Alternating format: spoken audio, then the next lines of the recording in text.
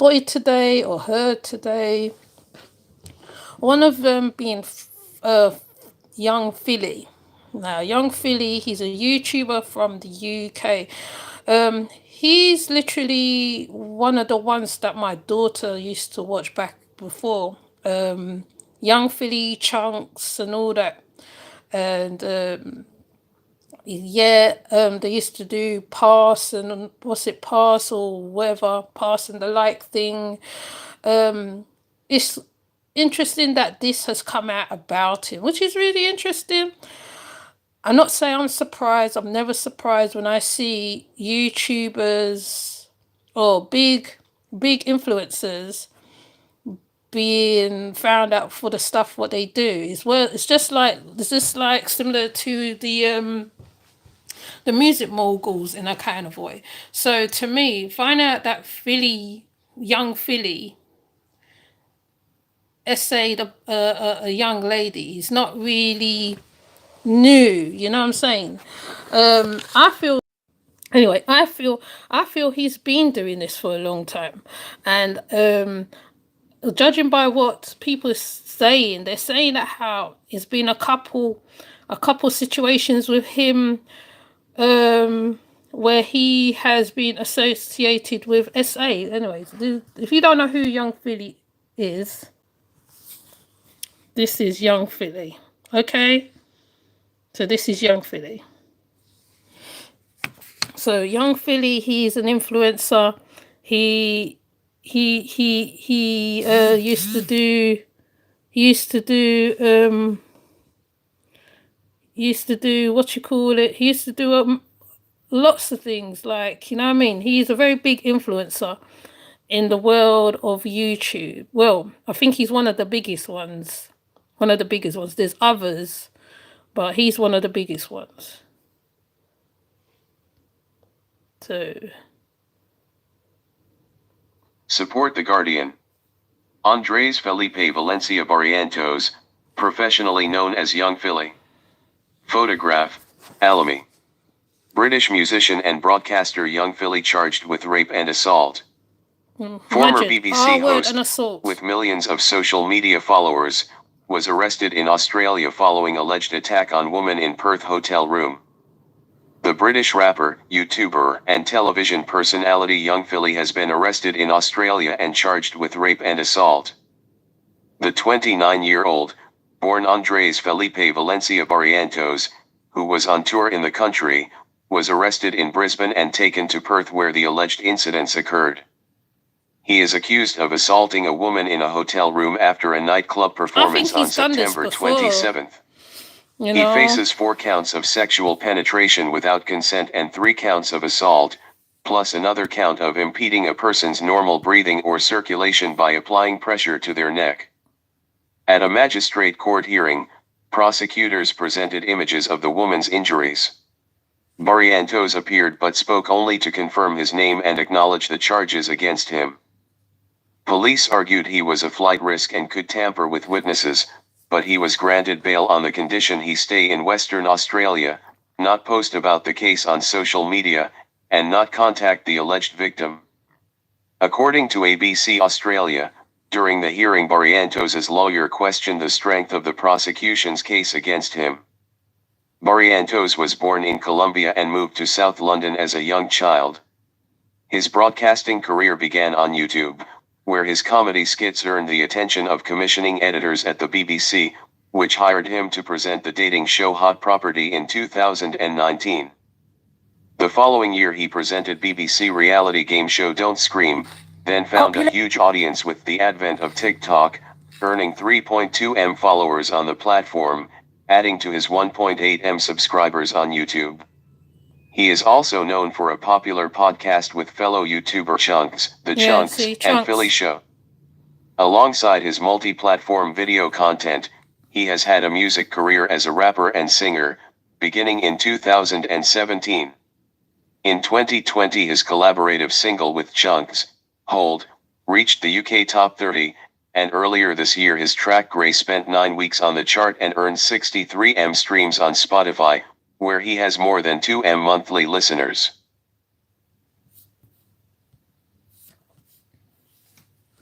Okay, so I think this is his thingy mugshot thing going on here. I think this is the mugshot. This is the mugshot. Alright. Oh, it's low. The internet personality YouTuber Young Philly has been arrested on rape and assault charges in Australia. The internet personality born Andres Felipe Valencia Barrientos, 29, appeared in Perth Magistrates Court on Thursday charged with 3 counts of assault, occasioning bodily harm, and 4 counts of sexual penetration without consent. He has also been charged with 1 count of impeding another person's breathing or circulation by applying pressure to the neck. Mr. Barrientos is currently on tour in Australia. The alleged assault of a woman in her 20s took place on the 28th of September in a Perth hotel room after a performance at the nightclub bar 120 on the 27th of September. I don't know what's wrong with these young men. He was arrested in Brisbane and extradited to Perth on Wednesday. He remains in custody.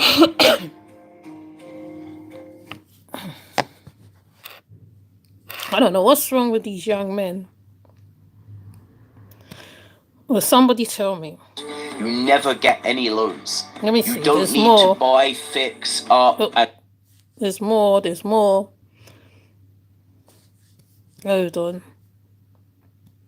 But this time, young Philly is facing very serious allegations. Not only was he arrested today, but he was also charged with raping a woman in her 20s in a hotel room in Perth. And honestly, the fallout from this could be insane, because not only is he part of this huge friendship group with some of the biggest creators in the world, he also works with some of the biggest brands as well, like BBC, so that ITV, means they're gonna take away all the things. Like the Prince's Trust. Are his friends gonna defend him or abandon him? Will brands decide to drop him? Did he even do it? Well, that is all what we're gonna go over today. So, like the video and let's get him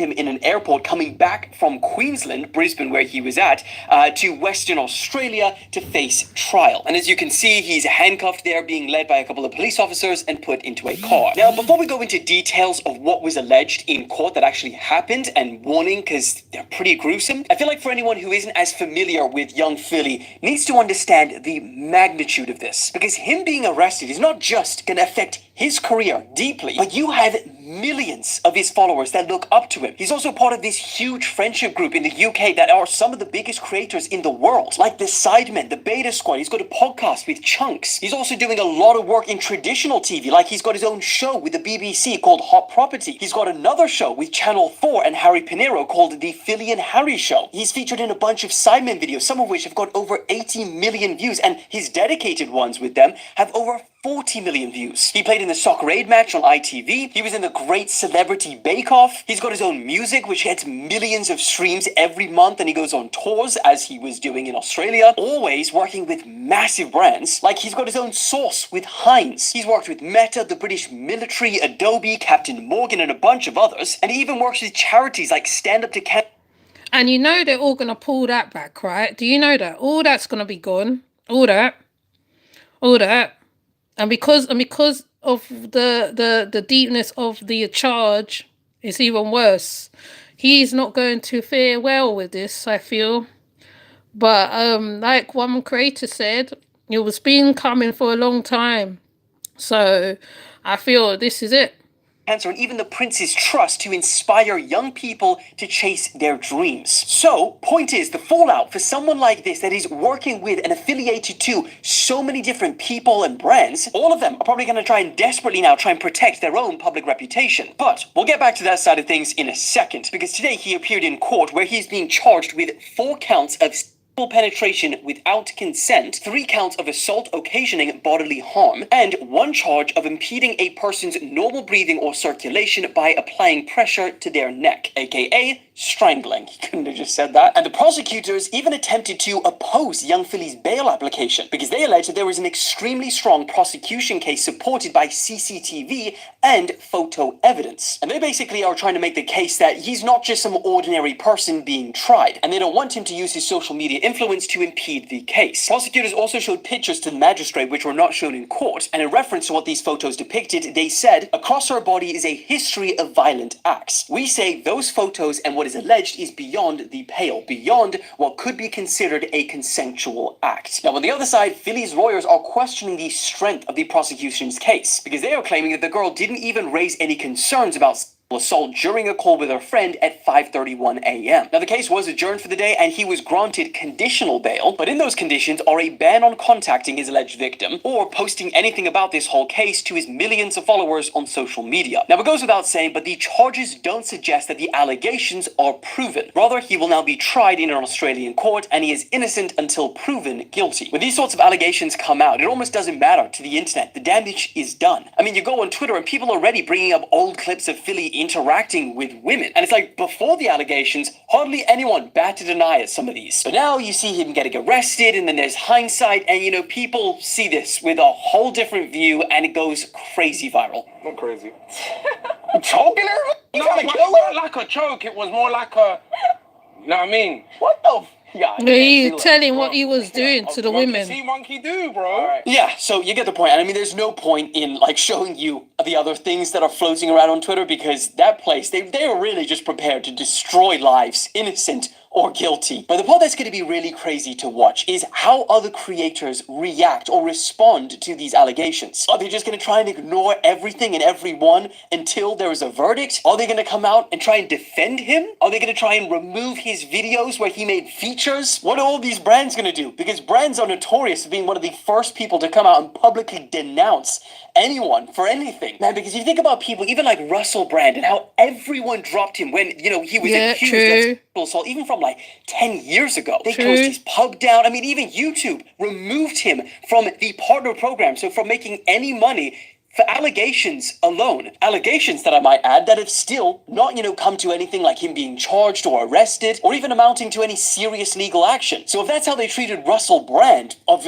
allegations alone, how the hell are they going to treat young Philly when he's being charged and arrested? And it's not like it's going to be easy for some of these big creators to just ignore, because, Philly is really a big part of their content. I mean, especially the Chunks and Philly show. That podcast has just come up and it's, started to do really well. And now this happens. I think it really comes down to how much pressure their fans and the internet puts on them to say something. But honestly, only time will tell, and I'll make sure to keep you updated when he is scheduled to actually go back into court. But until then... So there is examples of him actually doing this on camera. You know what I'm saying? So now people's looking at all of the old stuff and thinking, like he's been kind of hinting and doing certain stuff before all this, like he saw the one where they said this was a prediction or something. So doesn't matter. Well, you're wrong, innit, on this one, I mean? But people apparently said that they've been calling him out for a long time. It's not just now, it's not just recent. I think there's been incidences that's probably just been swept under the carpet, and now because of this now it's come out more, okay?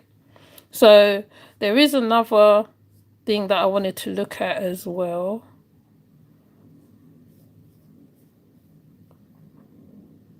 I'm sure you heard about this as well.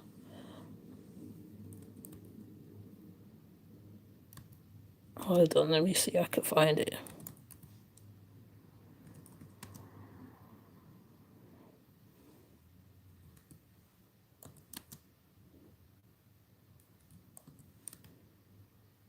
Let me see.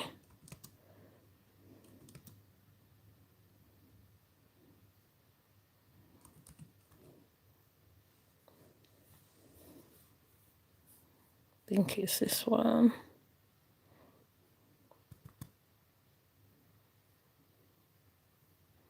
I think it's this one. Is it this one? Oh, it's not this one. There is a thing going around with a lady. Hold on.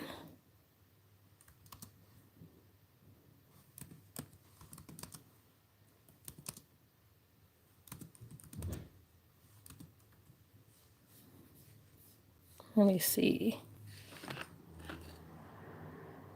Okay, so the next one I'm gonna go to, okay, is this one. A mysterious buried rug found by a TikToker prompted police search. Here's what they found. So the TikToker found a rug. Mysterious buried rug found by TikToker prompted police search. Here's what they found. This has been the most absurd, insane experience of my life, said Santry. Stay ahead of the curve with our weekly guide to the latest trends, fashion, relationships, and more. A TikToker who found a rug buried in her backyard has revealed the outcome of a police investigation, after social media users suspected a dead body could be hidden on the property. When Katie Santry discovered a rolled-up carpet buried deep underground in her garden, millions followed the story on TikTok. Who the F, and why the F is there a rolled-up carpet underground, she asked in the initial post that went viral. Now, after much anticipation, Santry has revealed that no body was found by the police in a post that she shared to her TikTok on Friday, October 4th. This has been the most absurd, insane experience of my life, she told viewers. No, they didn't find a body, they found a mother effing rug with some rubber. Recommended. British Everest explorer's remains found 100 years after disappearance. Retired Houston officer gets 60 years for deaths of couple during drug raid. If you own a mouse, you have to play this game. Combat Siege. Sponsored. A new AI money-making system is taking over United Kingdom. Hold up a minute. Capital highest. Okay, it goes off on a tangent. Okay, so basically, a TikToker, Katie Sundry, found a carpet, and it did actually look like a body. It looked like the size of a body. No lie. Alright? She found the carpet buried in her garden. Okay?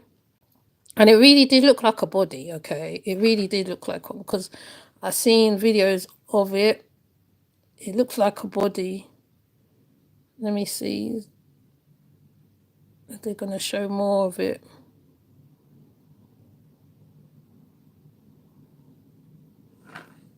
Let me see. I think my house is haunted and I'm freaking out. Oh, hold on. Let me get to her thing so we can see it properly. We're gonna take off the tape. Is this it? This is how it looked when we moved in. I thought it was really weird, but I left it because I'm clearly...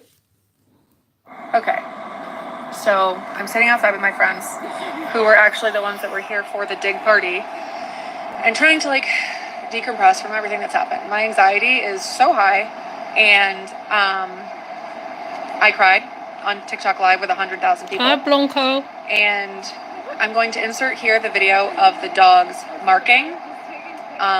It was already on live, and that's why I'm I don't think going it's to this share one. everything Hold that's on. already out there in the world.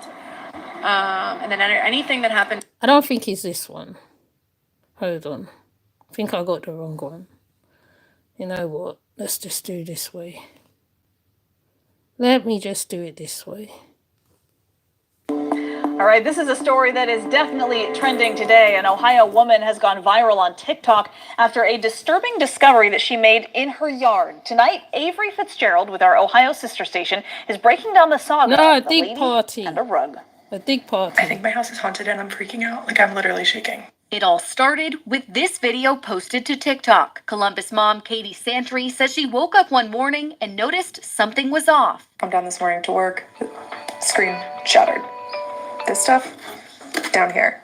This hanging off. Santry says she was it's like a carpet shaped like a body. The dogs don't come in here at night. No one is in this room. She had recently started digging holes in her yard to install a fence. As she and her husband went digging the other day, they noticed something unusual. Back here, we dug a hole. There is a rolled up carpet buried underground that we came across as we were digging this hole. Yeah, it looked like the size of a body. Started to spiral. I jokingly on TikTok said maybe the body in the rug is a ghost and broke my computer. As tens of Yeah, thousands dig of people party. all over the world became invested in Santry's story, she started to take a closer look. Okay, so a tree was planted above the rug. And it is called a blood good because this was in the hole. Santry wanted to fill the hole and move on, but TikTok users said more needed to be done. I was just gonna leave it, and then TikTok was like, you need to dig it up, you need to call the police, so I did. And then when they first came out, they really thought nothing of it. This video taken just 3 days ago. Same here. Most likely. Potentially. But there's a bit When near nothing her happened step with bit. It police, looked like a Santry rug made or a some plans body. of her own to get to the bottom of it. My friends and I were going to dig this rug up today out of curiosity. But today, she got a call from police saying they were coming back, this time with canines. I thought there was maybe like a 0.005% chance that anything was gonna happen. She decided to stream some of it live on TikTok, and more than 100,000 users tuned in as she watched the canine sniff through her yard. See that bit near the step? It looked like a like the thing is lying on her body. God. Santry And instantly that's a knew cadaver what that dog. signal from the canine could mean. When they sit, that means something though, right? Usually. A second canine also sat in the same spot. There must have been a body there At before. this time, it's still unclear what they may discover underground. They said that there's still a chance that this rug just could have blood on it. It doesn't necessarily mean there is a body in my backyard. But for now, it's a waiting game as the investigation continues. Yeah, I don't know. This is the last thing I was anticipating. Okay, so the update is they took the rug. Okay. Police did. They did not find a body yet Yeah, what do you mean yet? because the dogs marked on the rug, so there has to have been a body at some point. Yeah, that's what I Just think. like an old bloody rug. Why would you have an old bloody rug and then go bury it in the yard? Something's Sometimes wrong. you need to get rid of something big and you just don't want to like go wait in the line at the dump. No, They're that's not- laughing at that's it, not how but that it could works. be real Actually, though. just take the stuff to the creme dumpster out back. Well, there's something going on there. Mark We're just gonna laughed let across that the go. studio. Something's weird. I think we'll have an update at some point. Man, Yeah, silly, innit? The cadaver dogs. Let me see, cadaver dogs. Let me see. How do you know when a cadaver dog finds a body?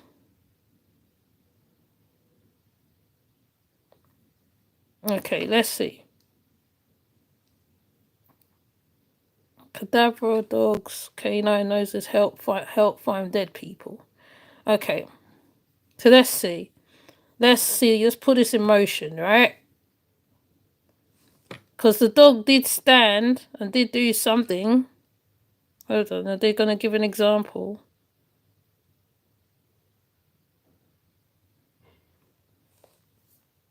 Let me see how they found the body.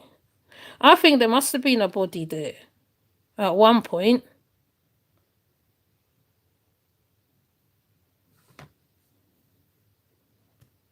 Because the dog stood there for a bit. Let me see.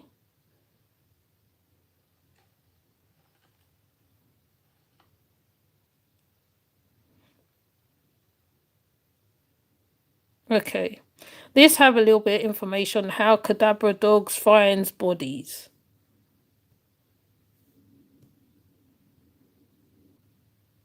Here's how cadaver dogs are trained to find dead bodies.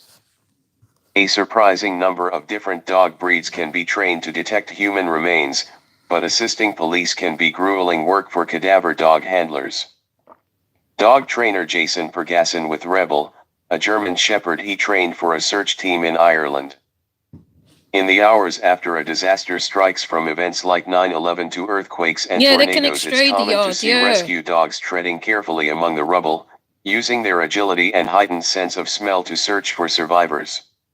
When efforts turn from rescue to recovery, organizers enlist different dogs, those trained to find the remains of people who did not survive. Advertisement. Cadaver dogs, also known as human remains detection dogs, have become essential in police investigations too, when searching for missing persons or evidence of a murder with or without a body. It takes a specially trained dog and a special kind of person to do the work of searching for human remains, Jason Pergasson, who runs Highland Canine Training in North Carolina, told me in a recent interview. For more than 25 years, Pergasson has been training dogs to find all kinds of things, including bumblebees, bat guano, people who are lost or in need of rescue, and, yes, cadavers. Suspicious circumstances.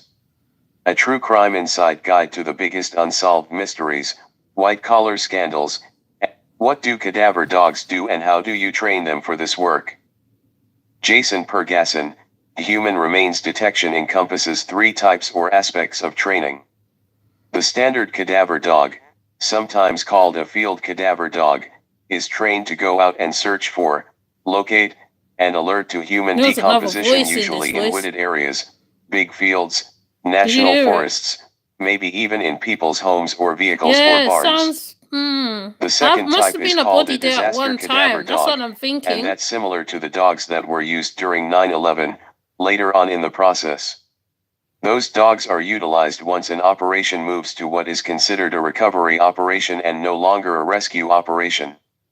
So their skill level is actually a little higher than those initial dogs I was talking about, in that they can work in even more demanding environments, rubble piles, areas where there's been a natural or man-made disaster, glass buildings, glass structures, that sort of thing.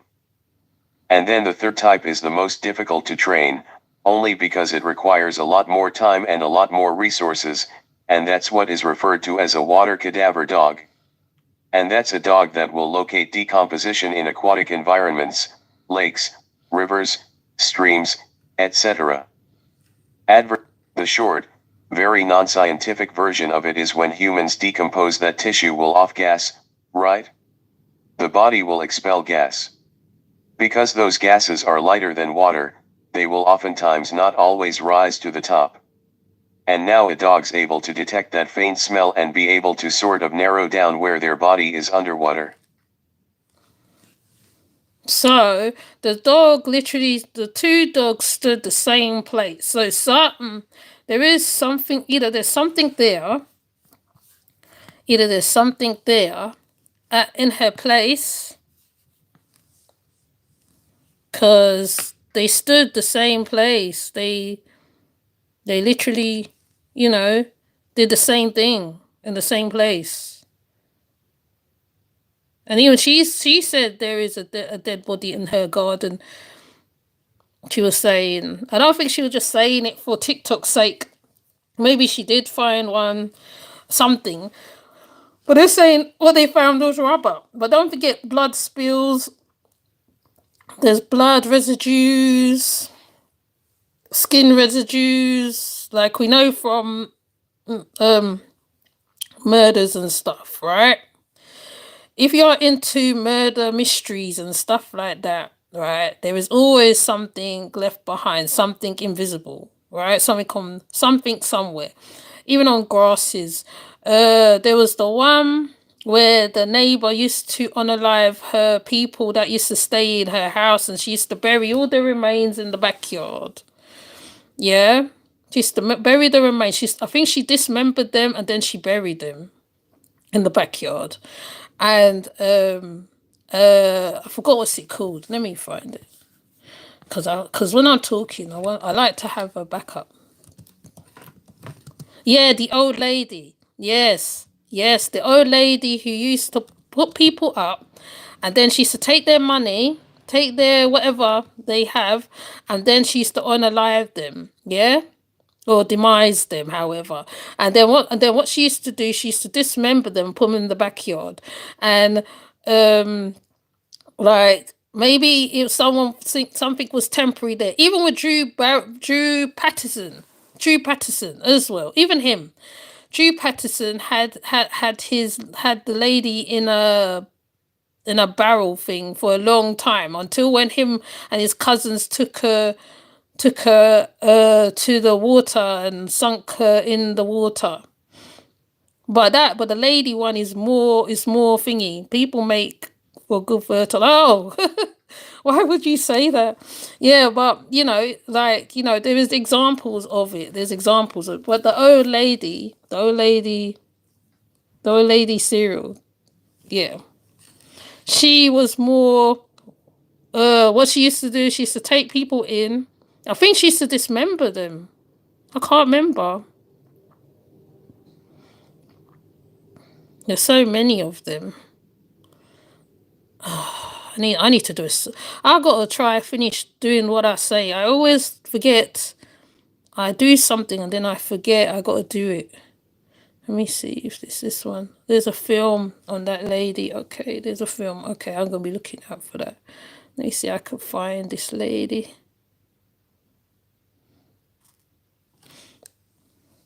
Yes, the lady. Yeah, here we go. Dorothea Puente. Dorothea Helen Puente, née Gray, January 9, 1929 to March 27, 2011, was an American convicted serial killer. In the 1980s, she ran a boarding house in Sacramento, California, and murdered various elderly and mentally disabled boarders before cashing their social security checks. Puente's total count reached 9 murders. She was convicted of 3 and the jury hung on the other 6. Newspapers dubbed Puente the Death House Landlady. Background edit. Dorothea Puente was born Dorothea Helen Gray on January 9, 1929, in Redlands, California, to Trudy May, née Yates, and Jesse James Gray. Both parents were alcoholics, and Puente's father repeatedly threatened to kill himself. This is her background. Hold on. She's going to take me to the background. Let me see if I can find... Yeah, the victims. Okay, these are the victims. Because she started January 1982. Right, so... Let me see if I can reach it on my thing. Dorothea Puente. Dorothea Helen Puente, née Gray, January 9, 1929 to March 27, 2011, was... Right, we're going to do the victims. Because they each had something... She each had something...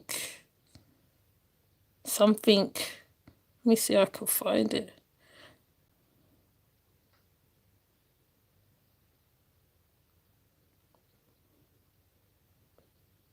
Why did it skip so far? Oh, it doesn't show it.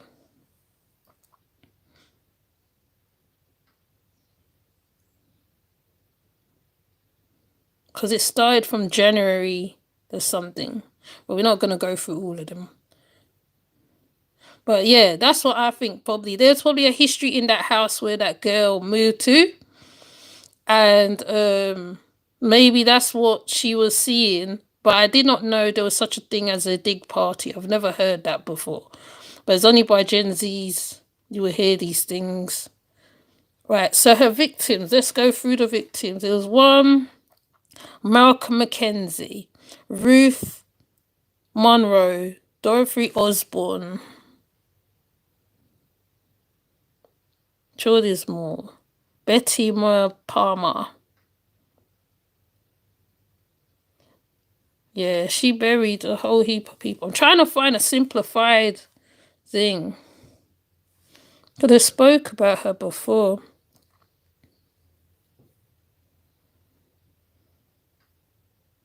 Oh, they called it the murders in the boarding house. That's what they called it. Okay, I found it. I think I found something. Let's see. Let me see if this one. Yeah, they said that she looked like a sweet granny, but that sweet granny was very deadly. Let me see. The Monstrous Crimes of Dorothea Puente, the Death House Landlady. In 1980s California, Dorothea Puente's house was a den of theft and murder as this terrifying landlady killed at least 9 of her unsuspecting tenants. Owen Brewer /Sacramento Bee/Tribune News Service via Getty Images. Dorothea Puente looked like a sweet grandmother, but looks can be deceiving. In fact, Puente was a serial killer who committed at least 9 murders inside her boarding house in Sacramento, California throughout the 1980s. Go ad-free and become a member today.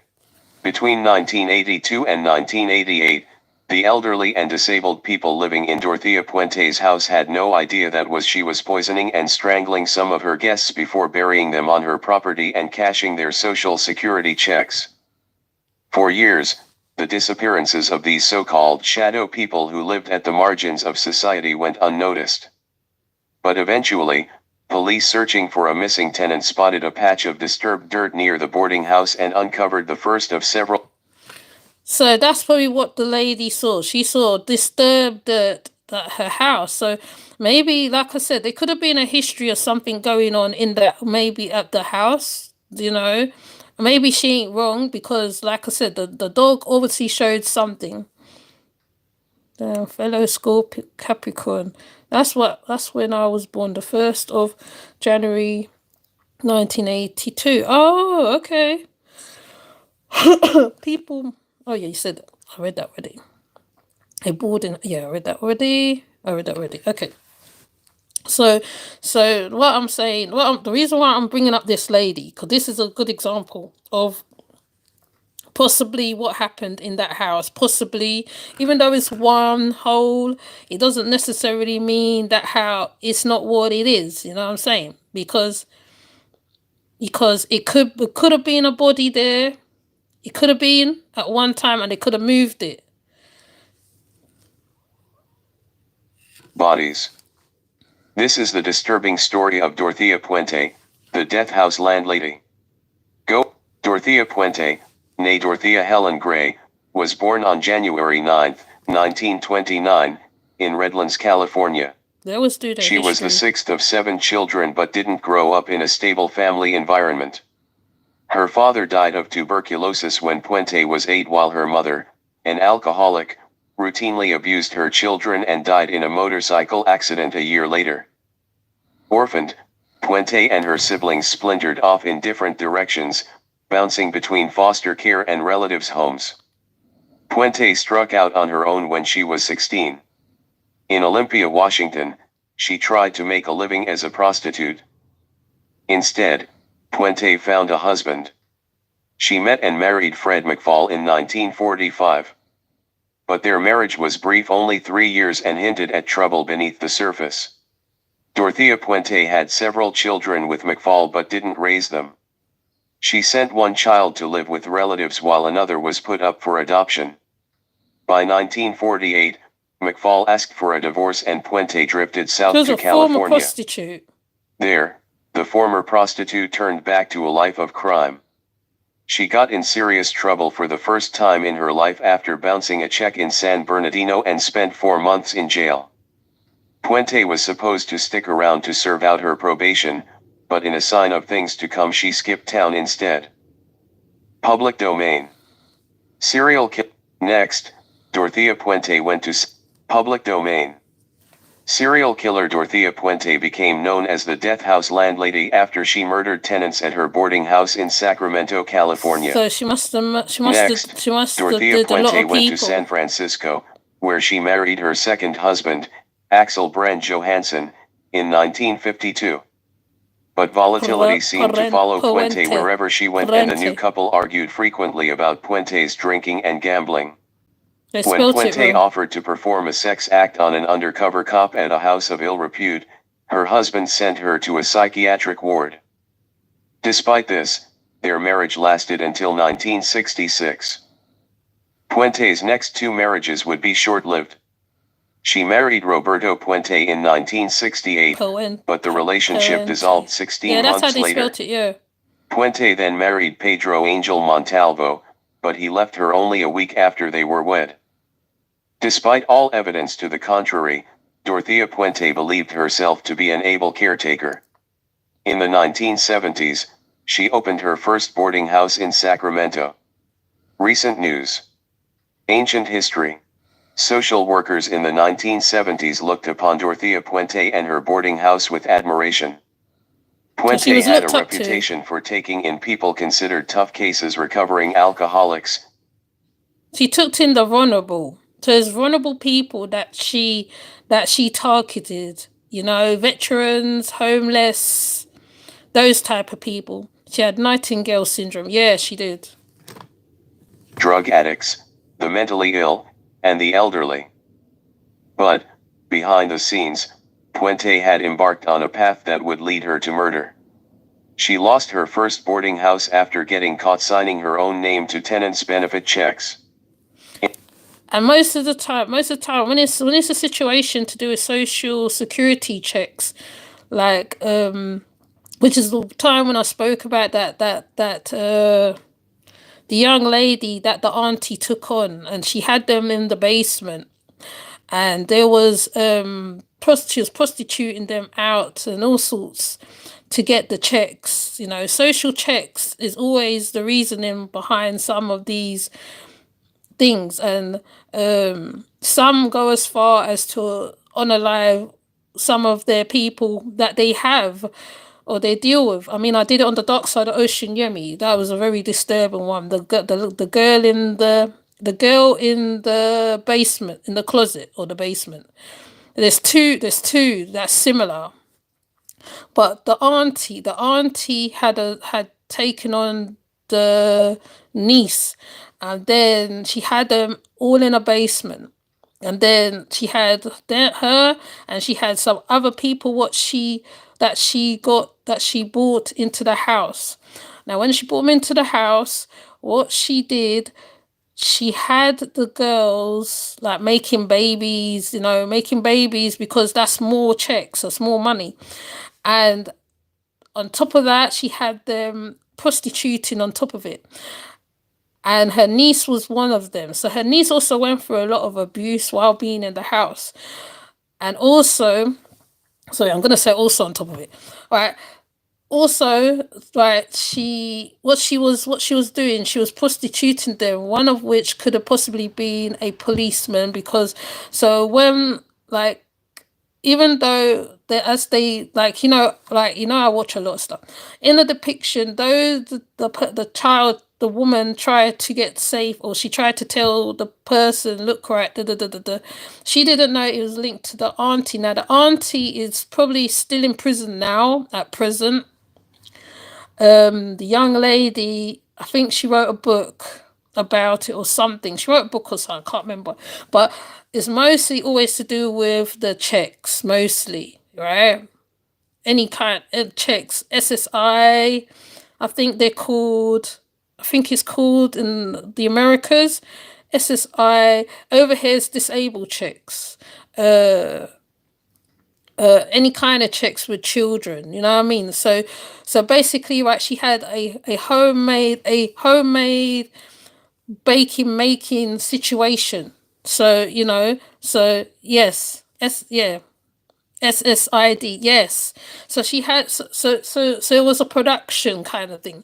Then she had them I think helping them with drugs and stuff. I can't remember the whole story. I have it on the dark side of Ocean Yemi. It's quite a deep story, because you can hear, yes, the greed side of it. Yes, the baby farm, that's it. You can hear the greed side, and you can hear how wicked the auntie was. This lady this lady, Dorothy, is, I don't say she's worse than the other lady. It's kind of the same but different, because I think in the other one somebody did pass away within that situation, but the girl that went through it, it's like, wow, I'm even surprised she was able, because it's trauma in it. It's trauma as well, they went through a lot of abuse and all sorts of things in the house. I'm trying to find more. Yeah, and she does look like an innocent old lady. To look at her, she looks like an innocent old lady, but she's not. I'm trying to get to the victims, but they ain't spoke about them yet. Okay, let me see. Right, let me see if I can reach to the victims part, because I feel the victims part is important in these sort of talks like this. So in November 1985, Dorothy Pente hired a handyman named Ishmael, oh my nose, Fazwell, to install some wood paneling in her home. After Florence finished the job, Puente had one more request: to build her a 6-foot long box so she could fill it with books and a few other assorted items before the pair of them would bring the box to storage facility. But on the way to the storage facility, Puente apparently asked Flores to pull over a nearby riverbank and just push the box into the water. So that must have been a body. On New Year's Day, a fisherman spotted the box and noticed that it looked suspiciously like a coffin and informed the police, and investigators soon found a decomposing body of an elderly man inside of it. However, it would be 3 more years before the authorities could identify the body as one of the tenants in Dorothy Pento's house, a serial den of horrors like few ever seen in history. So, let me see if it's going to get to the point. I'm trying to find where they dig up the bodies. Okay, so this is the part where they found the body.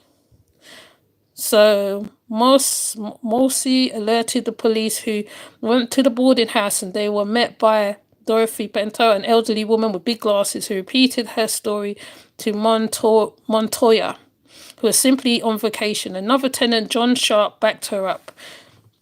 But as the police prepared to leave, Sharp slipped them a note. So that's one of her victims. She's making me lie for her. The police returned and searched the house, finding nothing. They asked permission to dig up the yard. So this could be the same situation with that lady. Pento told them that they were welcome to do so and even provided an extra shovel. Then she asked if it would be okay if she went to buy a coffee. The police said yes and started digging. Dorothy Bento fled to Los Angeles, and the police dug up 78-year-old Leonardo Carpenter and then 6 more bodies. I'm trying to get the proper count of bodies that she did do. Okay, so she was charged with a total of 9 murders. Pento was flown back to Sacramento. On her way back, she insisted to reporters that she hadn't killed anyone, claiming, "I used to be a very good person at one time." Throughout the trial, Dorothy Pento was portrayed as either a very sweet grandma, this is funny, like fellow little old lady killer Nanny Doyce, aka the giggling granny. Oh, I never heard of her. She sounds intriguing. Or a manipulative criminal who preyed on the weak. That's what I'm saying, the vulnerable people. Her lawyers argue that she might be a thief, but not a murderer. Pathologists testified that they hadn't been able to fix the cause of death for any of the corpses. Okay, I think I need to cover this lady a little more, I was looking at her before, but I didn't cover it. Yeah, so this is why I'm just using her as an example for why they found what they found in that garden. So there possibly might have been something that happened in that garden where that TikToker found the body.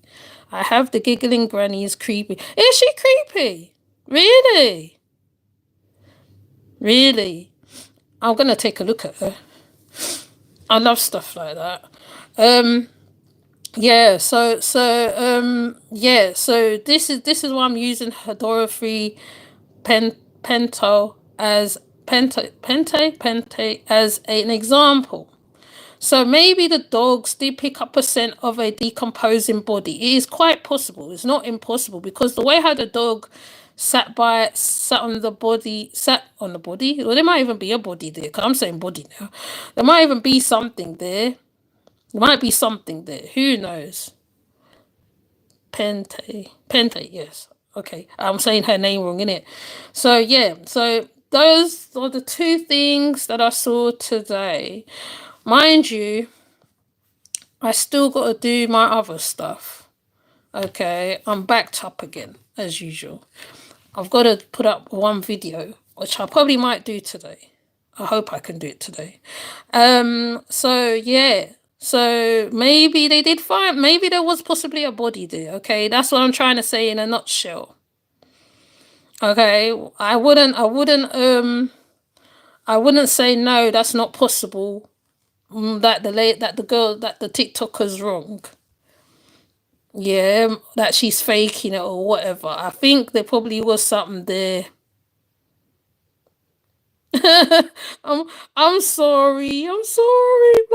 I'm sorry. It's my English tongue. My English tongue. I have a very English tongue. Some people thought I was white at first when I used to talk. When I used to talk in my videos, they thought I was a white lady. Um.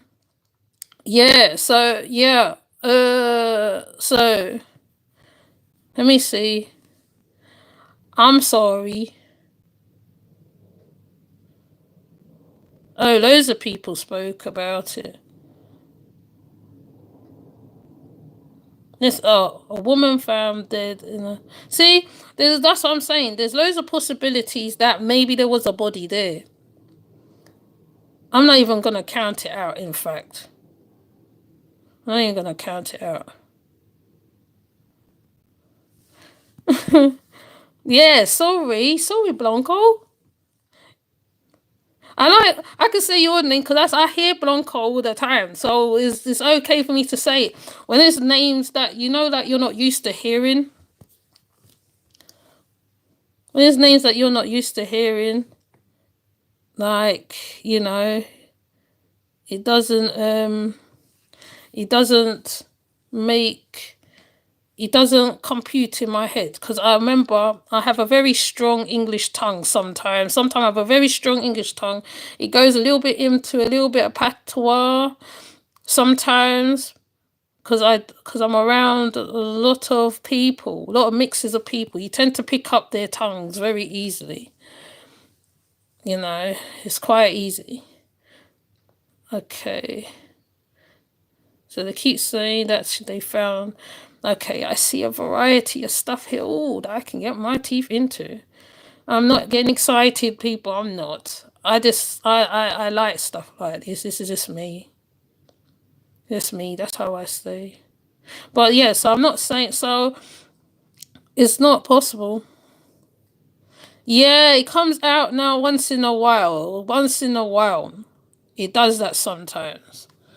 It really does. Or the pidgin English will kick in. Something will kick in. I guarantee it. So basically that's what I'm just using it as an example. I'm not saying she didn't find something I'm not saying that it's not impossible. Maybe because the police didn't find nothing, it don't mean to say there's nothing is not there. It could be something there and it could be something not there. Okay, so that's how I'm looking at it. There's a possibility. That's how I'm looking at it. Possibility. Oh yes, Blanco. I'm waiting for the reading on Mr. Solaya. I haven't even checked on him.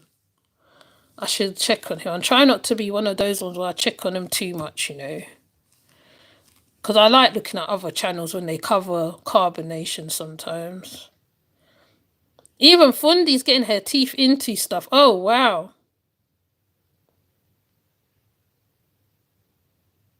Okay. It's hot off the block. It's everywhere.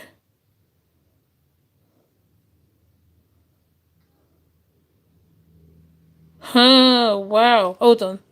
I'm supposed to be looking for Solaya. I've ended up just finding something else. Oh, my word. Hold on. This happens to me all the time. I end up looking for one thing. I end up finding something else. Okay, so he hasn't put up nothing new. Solaya. He hasn't put up nothing new. For what I see. Okay, so that's okay for me. I don't need to. But yes, so I just thought I'd talk about these two things. I don't want to go into three things, because if I go into three things, then like I'm gonna end up start talking about black cake again. And you guys don't want me to talk about black cake again, do you? You have to let me know if you want me to talk about black cake, because black cake is really good. I'm actually thinking of doing something else related to that, but I'll see how I feel.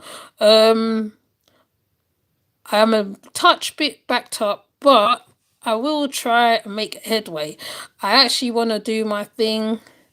Oh gosh, it's playing again. This morning, It's playing again. See, he's telling me you need to talk about it more. That's the Philly thing.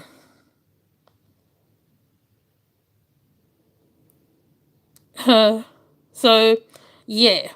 So I think I'm going to leave it right there, to be honest. I wasn't sure if I was going to do a live today. Thought I'd be really caught up, immersing myself in other things. But, like, something just said to me, look, right, just cover the thing. Let's do it, because otherwise it's going to be on your mind. And then, Baba's going to be here. And then, even though she's not loud or nothing, but it's better to just, sort it and, But please leave a comment. If you know about young Philly, if you know of him, if you know of young Philly, tell me your opinion on him and how you feel about this. Because there is not just him alone. There's another TikToker. Is it a TikToker? He's in jail too. There's quite a few of them in jail. In fact, he may be the one that is out there right now, but there was others before him.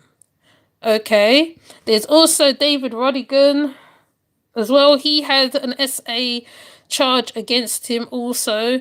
I can't think who else. There's quite a few of them. So please tell me what you think. Please tell me what you think of the carpet with the lady with the garden thing, because it's like they're trying to say, oh, it's not what it is, and it could be what it is. You know what I'm saying? So let me know, and I'll see you in the next live. Thank you for coming. Leonard and Blanco. Yeah, Leonard and Blanco. Right, I know I've got to go back over the dark side again. I'm trying not to do too many Wade Wilson, too much.